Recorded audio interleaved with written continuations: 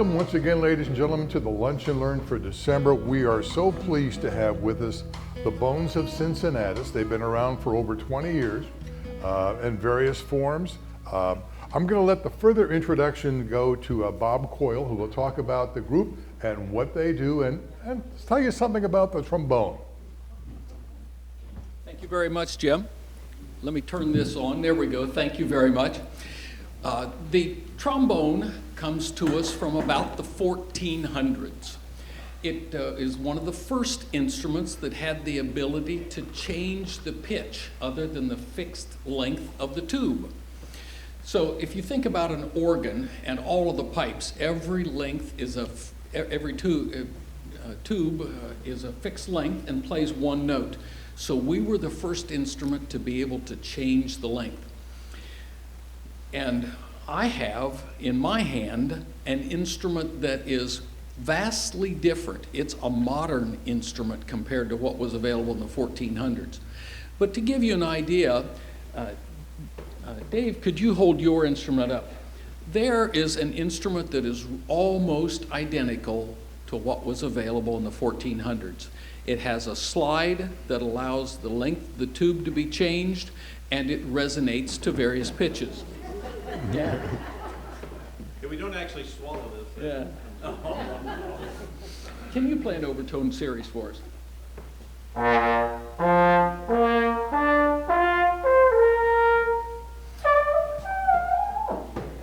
So those are the overtones that the pipe naturally resonates to.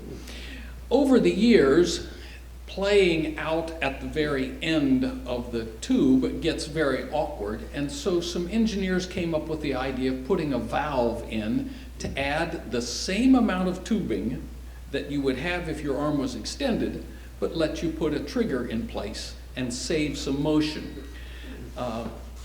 Dan, could you demonstrate for us how that valve saves you some motion?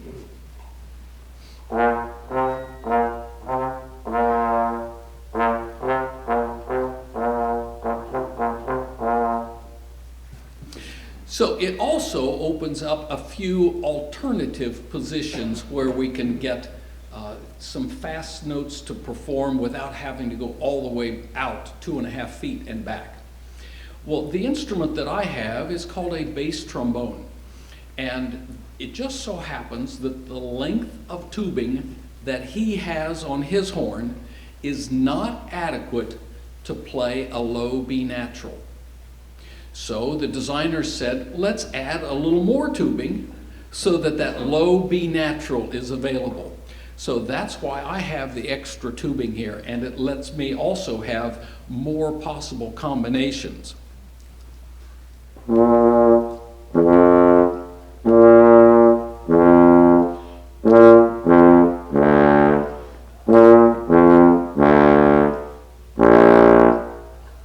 So that's what we have for you here today, instruments that bring the 14th century to us. We're going to start our program with a tune that goes back even before the 14th century. The first written arrangement was about 1300. And you may know this tune as its Latin version, In Dulce Jubilo, which means in sweet rejoicing. Or you may know it from the James Mason Neal version, Good Christian Men Rejoice.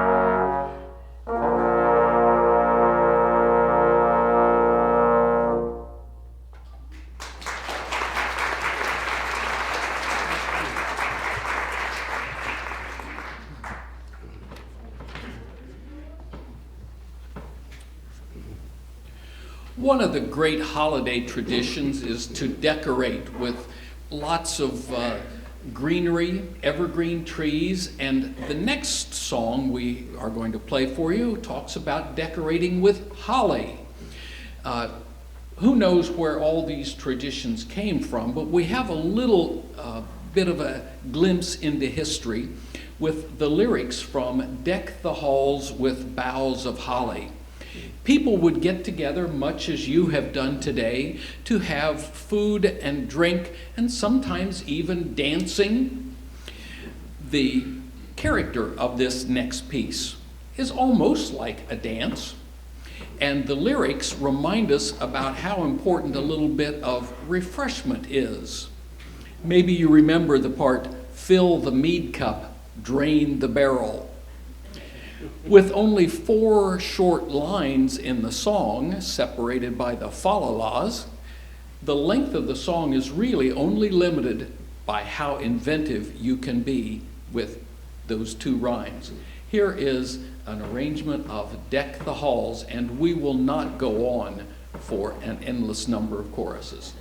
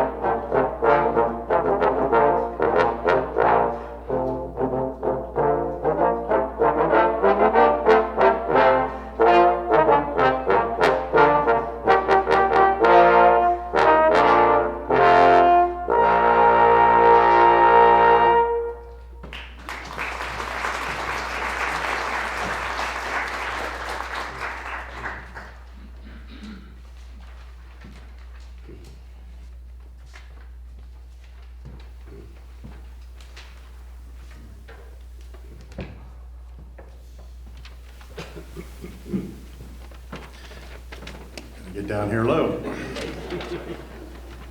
My name is Dan Stenger. I'm happy to be a member of this fine group of trombonists, and happy to be here today to play for your luncheon.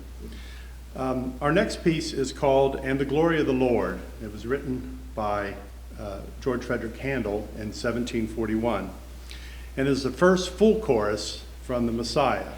You might be familiar with the Messiah, performed usually at Christmas time.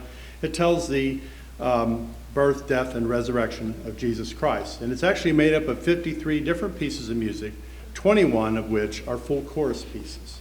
And the piece we're going to play, "The Glory of the Lord," is actually the first chorus that appears in the Messiah.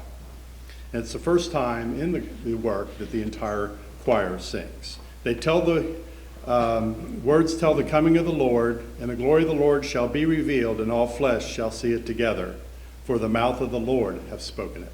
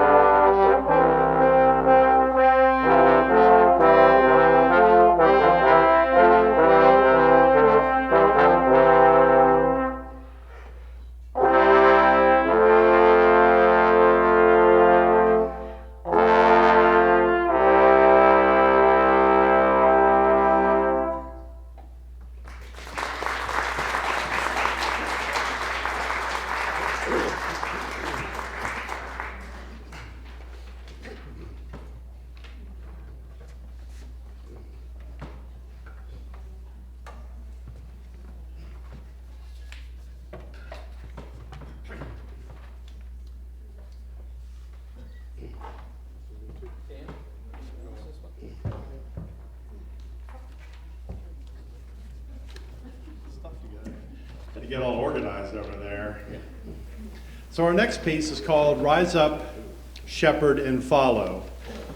It was from the 1800s, and it's a spiritual that was arranged for trombone quartet by Al Cobine, who is a noted arranger and jazz musician and actually attended college, worked on his master's degree here at the University of Cincinnati.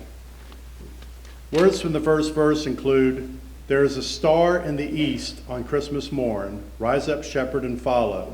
It will lead to the place where the Savior's born. Rise up, shepherd, and follow." We hope you enjoy our version.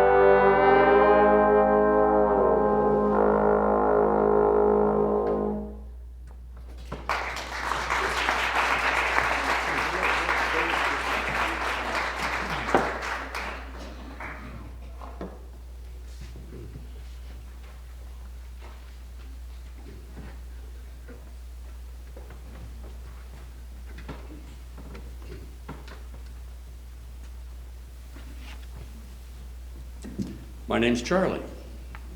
Hi, Charlie. It's like a support group, you know. And I play trombone. I'm a Pennsylvanian now living in Hebron, Kentucky, and I'm thrilled to be a part of this group. Boy, what life I lead. It's wonderful. The next tune is Angels from the Realms of Glory.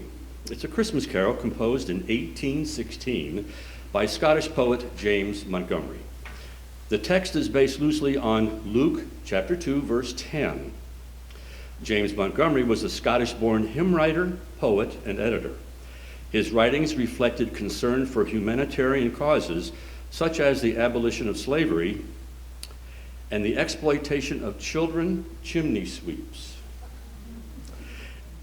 It's on the internet, it's got to be true. He was raised in and theologically trained by the Moravian Church. His lyrics were sung to several other melodies other than the one we recognize today. Henry Thomas Smart is the composer of the melody, which is used in this carol and was written in 1867. He was an English organist and composer. The original title of the melody was called Regent's Square, which is in London. The minister at that church in Regent Square added it to his book of psalms and hymns for divine worship. Angels in the realms of glory, wing your flight o'er all the earth. Ye who sang creation's story, now proclaim Messiah's birth.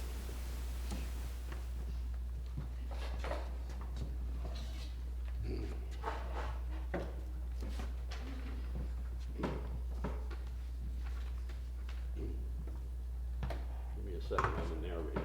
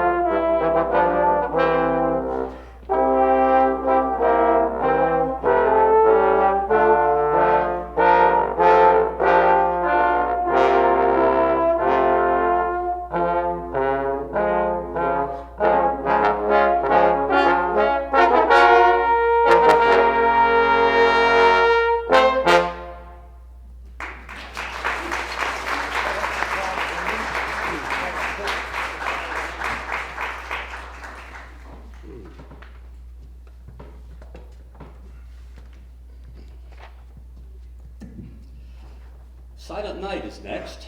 It was first performed on Christmas Eve, 1818, at St. Nicholas Parish Church in Oberndorf, a village in present-day Austria. A young priest, Father Joseph Mohr, M-O-H-R, had come to Oberndorf the year before. He had written the lyrics of the song Stille Nacht in 1816. The melody was composed by Franz Gruber, schoolmaster and organist in a nearby town. Before Christmas Eve, Mohr brought the words to Gruber and asked him to compose a melody for guitar accompaniment for the Christmas Eve Mass. Now there's a lot of suggestions about why it was for guitar, not for organ, but remember that electricity was, well, it was a pump organ likely, and it probably had a problem, so they did it for guitar. The church, however, had flooding problems too, and it was eventually destroyed by a flood. Over the years, because the original manuscript had been lost, Mohr's name was forgotten. Now, he's the guy who did the lyrics. And although Gruber was known to be the composer, many people assumed the melody was composed by a famous composer, Haydn, Mozart, Beethoven. However, a manuscript was discovered in 1995 in Mohr's handwriting and dated by researchers as circa 1820. It states that Mohr wrote the words in 1816 when he was assigned to a pilgrim church in Austria, and shows that the music was composed by Gruber in 1818. This is the earliest manuscript that exists and the only one in Mohr's handwriting. Now, I don't know about you, but I can barely get through it singing it. Christmas Eve is tough for Charles, but we're playing it, so we're all going to make it okay. So here we go, Silent Night.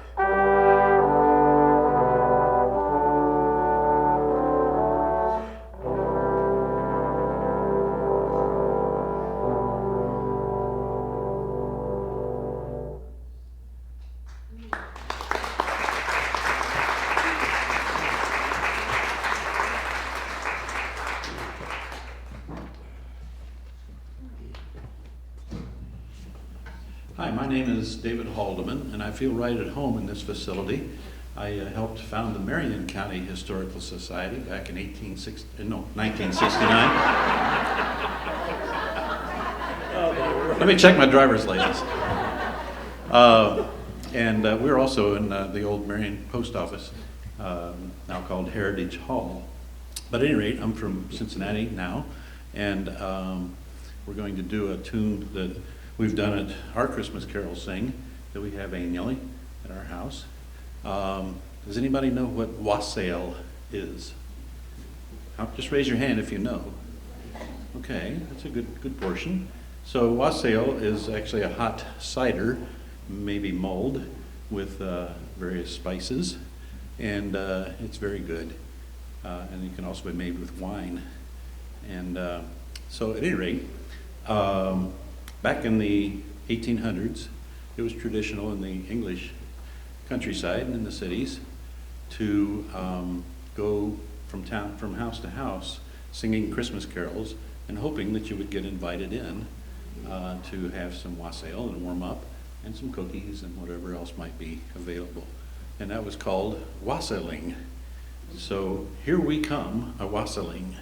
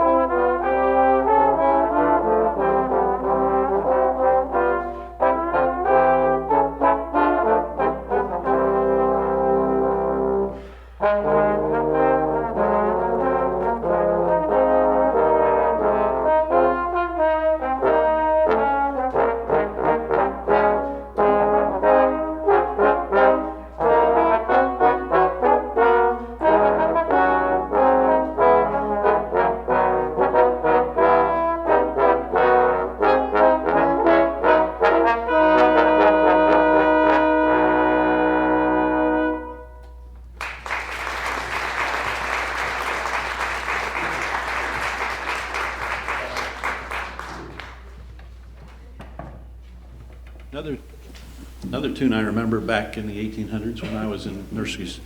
Oh, wait a minute. Yeah, right. Back in 1947 or so, back when I was just a babe, the church nursery would sing this song, and it always stayed with me. And the melody that I learned was, "Away in a manger, no crib for a bed." However, as I went through life and we turned into the 21st century and beyond here, I found out that there was actually another melody, which you'll hear in this next tune. In fact, we're going to play 3 different melodies based on the lyrics to "Away in a Manger."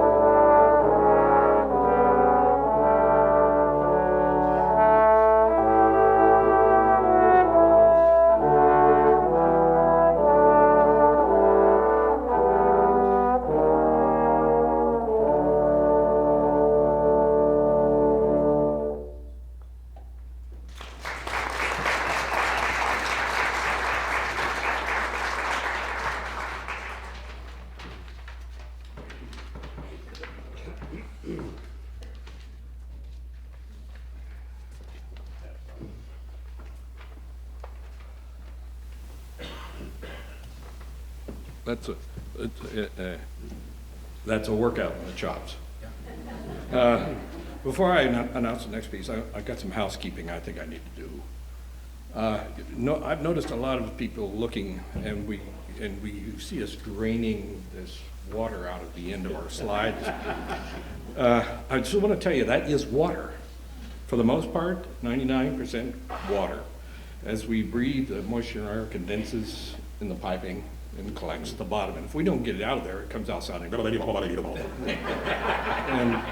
and you really don't want to hear that. Okay.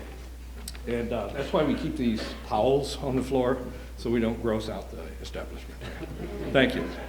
All right, our next piece is called the Liberty Jingle Bell. It's a combination of two tunes. It's not like anything you've heard so far here today. It's different. It's John Philip Sousa, the Liberty Bell, combined with James Pierpont's Jingle Bells. It's interesting that both tunes are quite old. And Bob Coyle, the gentleman playing bass trombone right behind me here, is largely responsible for the part I play in this, because I think it was originally a quartet, and he jammed out another great part. And he likes to punish me with funny notes to play on a tenor trombone. But that's okay, I could live with that. I think you'll find the piece pretty interesting. Listen closely, you'll hear both the Liberty Bell and Jingle Bells. It's an interesting tune. Thank you and enjoy.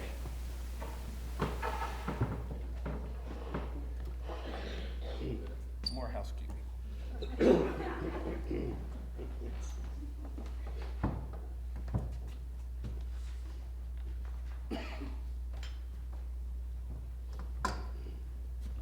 This is only water. One, two, ready.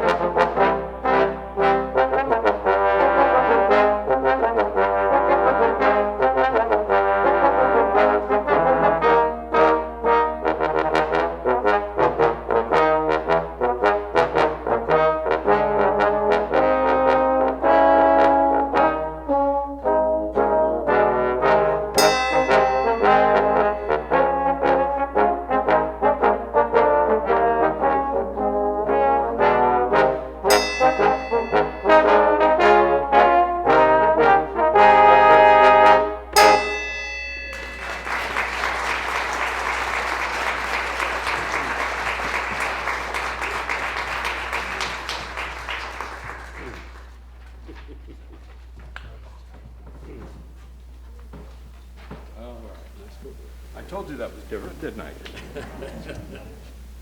Okay, I have to bring my cheat sheets because my memory is awful. Our next piece is called Toyland. It's actually an arrangement based on the tune by Victor Herbert. Did I get that right, Bob? Victor Herbert. Babes in Toyland was, well, it's been done many times in shows, Broadway, theater, all over the place. Well, the tune we have here is from an arranger. Actually, I think, Bob, were you part of this arrangement? No? I'd like to give him as much credit as I can. Robert Elcher actually was responsible for this. We all know the story of Toyland. Well, I'll just briefly throw it out here. You know that Toyland is that time of year really where kids are expecting presents under the trees and stuff like that, right? I almost can't remember that. In the lyrics, I had to find out. I had never heard the tune before. I'm sorry to say, almost ashamed to say. In the lyrics, I found a kind of a melancholy thread running through it. And it had to do with, you know, growing up. And once you grow up enough, you cross over the boundary out of Toyland and into, well, where we are now. And unfortunately, there's no going back. And I found that pretty darn sad. But it's a very nice piece. The author or the composer also wrote another piece that I'm sure we've all heard in here that I didn't know. He wrote Sweet Mystery, Alas, Sweet Mystery of Life, I Found You. Everybody familiar with that piece? Yeah, I think you are. If you've seen Mel Brooks' Young Frankenstein. That's not a plug for Mel Brooks, by the way. So, okay, our lips ready to roll, boys? Okay, I've talked enough. Please enjoy our arrangement, or this arrangement rather, of Toyland.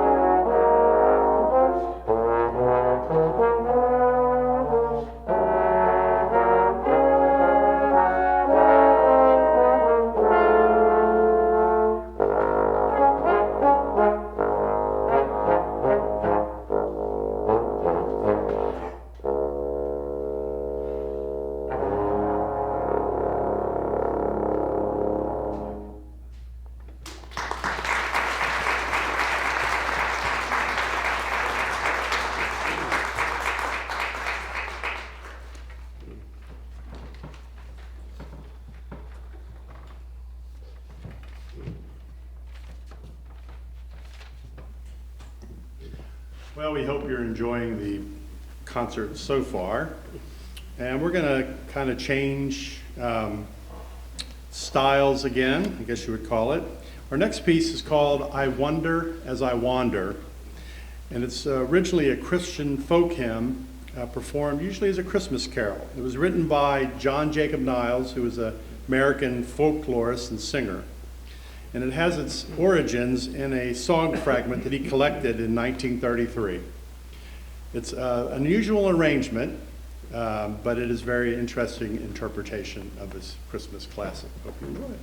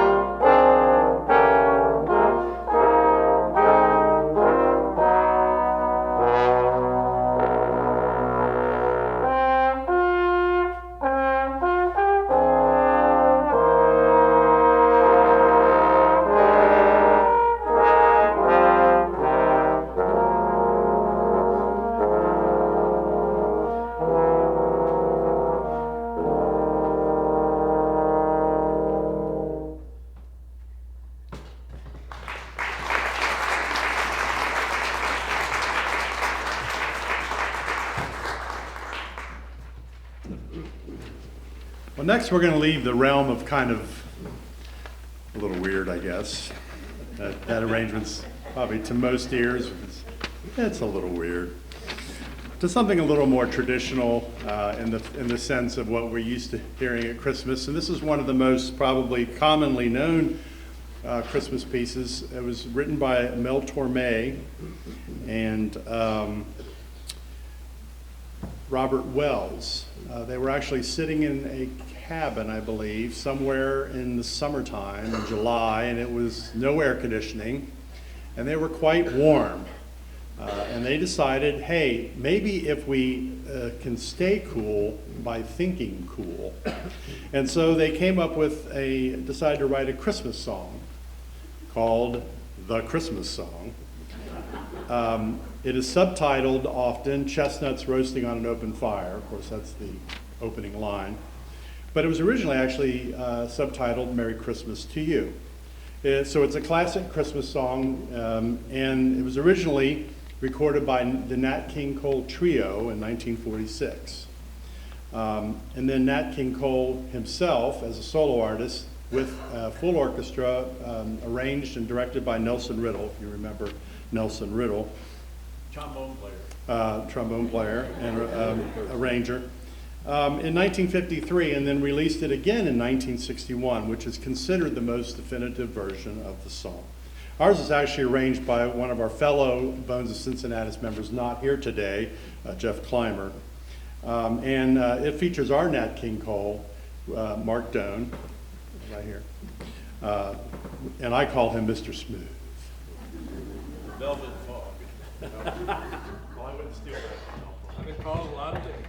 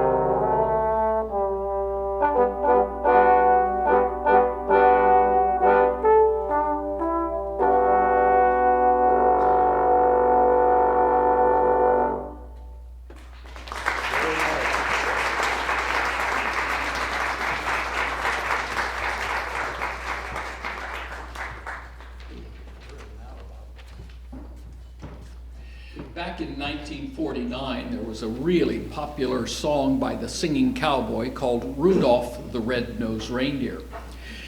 It just so happens that people see a success and they want to have something else like it. So Frosty the Snowman was written for Gene Autry as a follow-up. So in 1950, we got that wonderful song about the melting snowman. It's become part of our Christmas tradition, even though there's nothing in it about Christmas.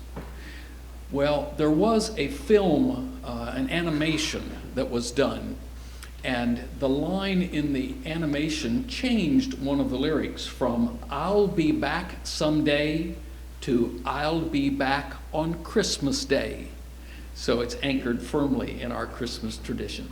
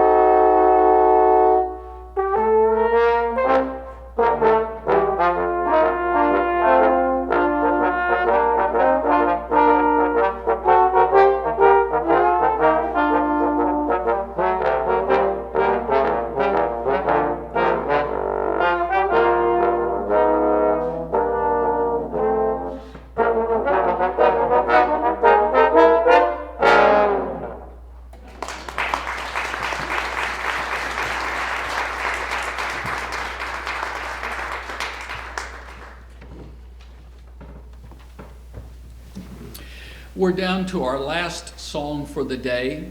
This is one that many of you know from Dr. Seuss, from that production that was made into an animated film, The Grinch Who Stole Christmas. Of course, Theodore Geisel, Dr. Seuss, was the one that came up with the concept, and Albert Haig was the composer.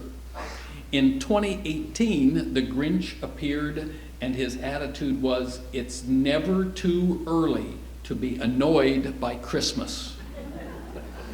The song's lyrics describe the Grinch as an unpleasant, foul-smelling, bad-mannered, despicable, diabolical being. And it starts with, "You're a mean one, Mr. Grinch." It's quite remarkable how an ugly green cartoon character has managed to become a part of our Christmas tradition, and yet remind us not to lose sight of the true meaning of Christmas. You're a mean one, Mr. Grinch.